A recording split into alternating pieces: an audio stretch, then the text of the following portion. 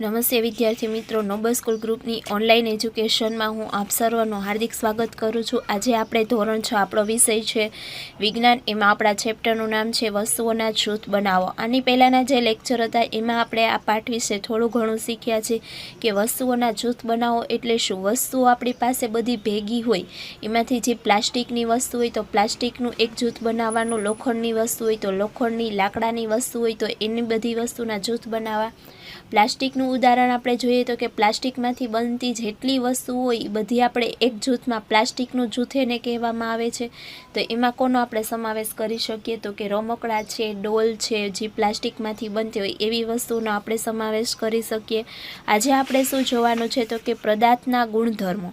પદાર્થના ગુણધર્મો એટલે કે શું, આપણે જે પદાર્થ વાપરીએ છીએ એના ગુણધર્મો કયો છે, એને આપણે ઉપયોગમાં લઈએ છીએ તો એ આપણી ઉપયોગિતા આપણે એ કેવી રીતના કામ આવે છે તો જ આપણે એ પદાર્થ ઉપયોગમાં લઈ શકીએ છીએ। દાખલા તરીકે તમારે જે 4.2 છે પદાર્થનો ગુણધર્મો, એમાં જો તમને એક ચિત્ર આપેલું છે, એક છોકરી છે એ પ્યાલો એટલે કે ગ્લાસમાં પાણી ભરીને એક શું કરે છે, જે કાપડ હોય એમાં બધું પાણી નાખી જાય। હવે આપણે કાપડમાં પાણી નાખીએ તો શું થાય તો કે કાપડમાં પાણી નાખીએ તો બધું પાણી શું થઈ જાય, કાપડની આરપાર થઈ જાય।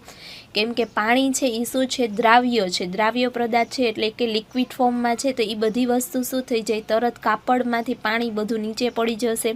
એટલે કે આપણે કેવો પદાર્થ પસંદ કરીએ છીએ એના ઉપર આધાર રાખી અને આપણી પાસે કઈ વસ્તુના ઉપયોગ માટે આપણે પદાર્થ પસંદ કરી એ ખાસ જરૂરી છે। જો તમે આપણે પ્યાલો છે એ કાપડનો બનેલો હોત તો શું થાત કે આપણે પાણી છે, પાણી પીત તો બધું પાણી શું થઈ જાય કે કાપડની અંદરથી જ વહી જાય। તો આપણે પ્યાલો છે એ કાપડનો એટલા માટે બનાવતા નથી કેમ કે પાણી શું છે, દ્રાવ્ય છે, એટલે આપણે પદાર્થ એવો પસંદ કરીએ છીએ જેમાં આપણે જે વસ્તુ નાખીએ એ સચવાઈ રહે। શું તમને ક્યારેય એવો વિચાર આવ્યો છે કે પ્યાલો કાપડનો કેમ બનાવવામાં આવતો નથી? પ્રકરણ 3માં કાપડના ટુકડા સાથે આપણે જે પ્રયોગ કર્યો હતો તે યાદ કરો અને એ ધ્યાનમાં રાખો કે આપણે પ્યાલાનો ઉપયોગ સામાન્ય રીતે પ્રવાહીને રાખવા માટે કરીએ છીએ। એટલા માટે જો આપણે કાપડનો પ્યાલો બનાવીએ તો આપણું આ કાર્ય હાસ્ય એટલે કે બધા હસવા લાગે। પ્યાલો બનાવવા માટે કાચ, પ્લાસ્ટિક વગેરે જેવી વસ્તુનો ઉપયોગ કરીએ છીએ। એટલે કે આપણે જે પદાર્થ પસંદ કરી એ યોગ્ય હોવો જોઈએ। દેખાવ એટલે કે પદાર્થ જો આપણે જે પસંદ કરીએ છીએ એનો દેખાવ કેવો હોય કે પદાર્થ સામાન્ય રીતે એકબીજાથી ભિન્ન દેખાય છે। જો બધા પદાર્થ એક સરખા દેખાતા નથી, શું હોય છે તો કે અલગ અલગ દેખાય છે। લોખંડથી એકદમ અલગ દેખાય છે, લોખંડ એ તાંબુ તથા એલ્યુમિનિયમથી અલગ દેખાય છે। તેમ છતાં લોખંડ, તાંબા અને એલ્યુમિનિયમમાં કેટલીય સમાનતા હોઈ શકે જે લાકડામાં જોવા મળતી નથી।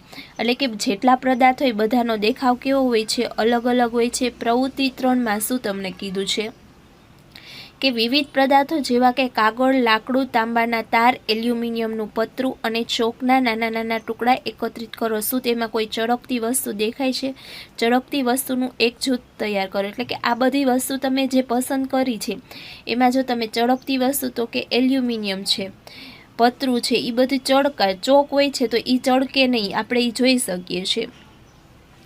તમારે શું કરવાનું છે, એને નિરીક્ષણ કરવાનું છે। તમે શું જોયું તેમાં કેટલી વસ્તુને કપાયેલી સપાટી ચળકતી છે, એટલે કે આપણે જે વસ્તુ પસંદ કરી એને શું કરી નાખવાની, કાપી નાખવાના, એટલે કે ટુકડા કરવાના।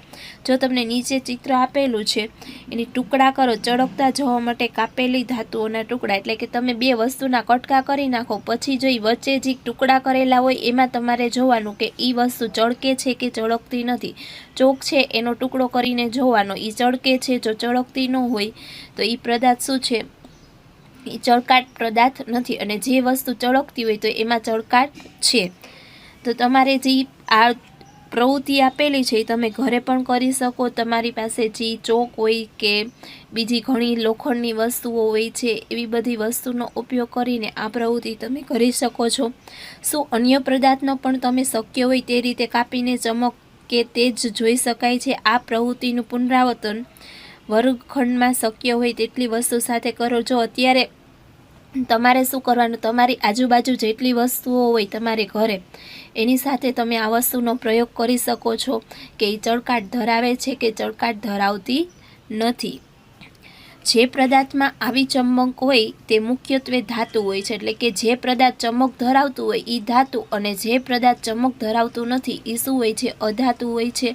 તો ધાતુઓનું આપણે ઉદાહરણ શું લઈ શકીએ? તો કે લોખંડ, તાંબુ, એલ્યુમિનિયમ તથા સોનું એ ધાતુના ઉદાહરણ છે. જો આપણે સોનું જોઈએ તો એકદમ શું હોય છે? ચમકતું હોય છે, તો એ ધાતુ કહેવાય. અને જે ચમકતું નથી શું છે? અધાતુ છે.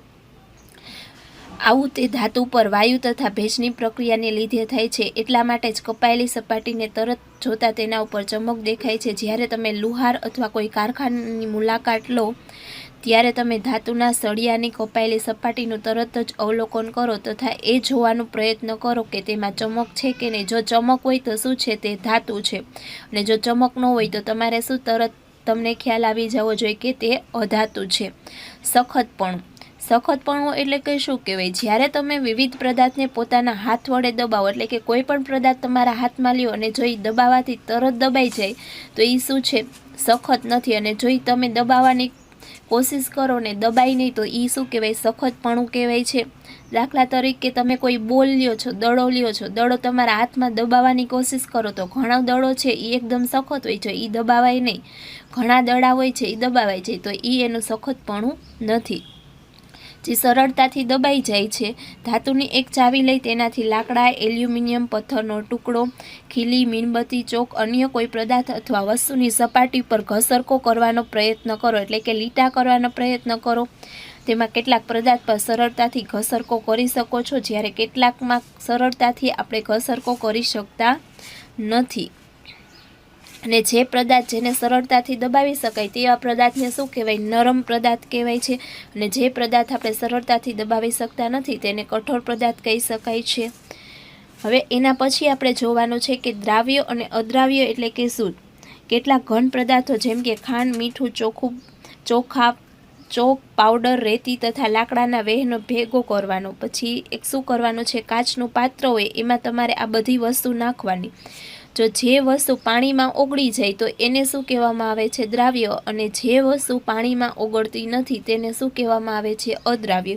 તો તમે જે વસ્તુ લીધી એમાં જો મીઠું છે તરત પાણીમાં ઓગળી જશે, ખાંડ છે થોડીક વાર લાગશે, ચોકનો પાવડર છે એ શું થાય છે? તો એ એટલો જલ્દી ઓગળી શકતો નથી. એમાં ખાંડ છે, બીજા પછી તમારે શું કરવાનું? મીઠું, એવી બધી વસ્તુ તમારે પાણીમાં નાખી દેવાની.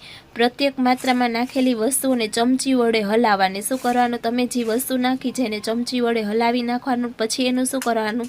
અવલોકન કરવાનું કે એમાં કાંઈ ફેરફાર પડ્યો. તમારે પછી જો નીચે કોષ્ટક આપેલું છે એમાં તમારે શું કરવાનું કે મીઠું છે પાણીમાં અદૃશ્ય થઈ જાય છે કે અદૃશ્ય થતું નથી લખવાનું છે. તો કે મીઠું પાણીમાં શું થાય છે? સંપૂર્ણપણે અદૃશ્ય થઈ જાય. ખાંડ છે, ખાંડ જો પાણીમાં તરત ઓગળતી નથી પણ ઘણો ટાઈમ લાગે પછી એ ઓગળે છે તો સંપૂર્ણ એ શું થાય?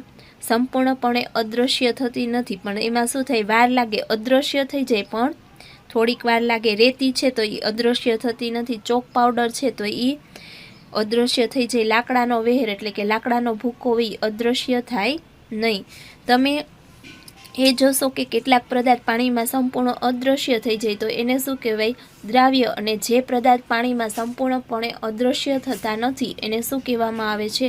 તો કે અદ્રાવ્ય પદાર્થ કહેવામાં આવે છે. તમને દ્રાવ્ય અને અદ્રાવ્ય વિશે તમને તફાવત પૂછવામાં આવે પરીક્ષામાં, તમે એમાં લખી શકો. જે પાણીમાં દ્રાવ્ય એટલે કે તરત દ્રાવ્ય થઈ જાય, પાણીમાં ઓગળી જાય તો એ દ્રાવ્ય છે. અને જે પાણીમાં અદૃશ્ય થતું નથી તેને શું કહેવામાં આવે?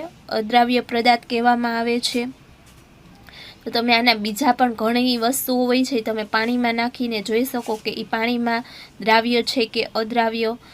વિદ્યાર્થી મિત્રો, આના પછીના લેક્ચરમાં આપણે આનાથી આગળ જોશું. Thank you.